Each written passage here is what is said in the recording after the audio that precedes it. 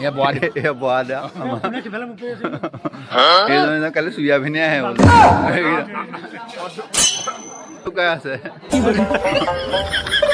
নমস্কাৰ, কালি মই খোৱা ভিডিঅ'টো যেনে তেনে কষ্ট মষ্ট কৰি এডিট কৰিলোঁ, ৰাইজক দেখুৱাওঁ, আপোনালোকে চাব আৰু দেই।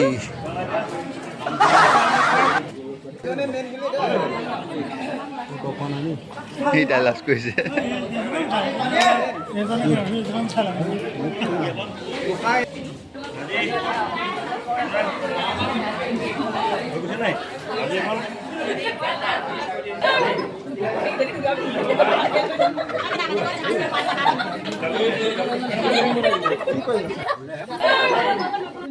শেষতে আমি বহিছোঁহি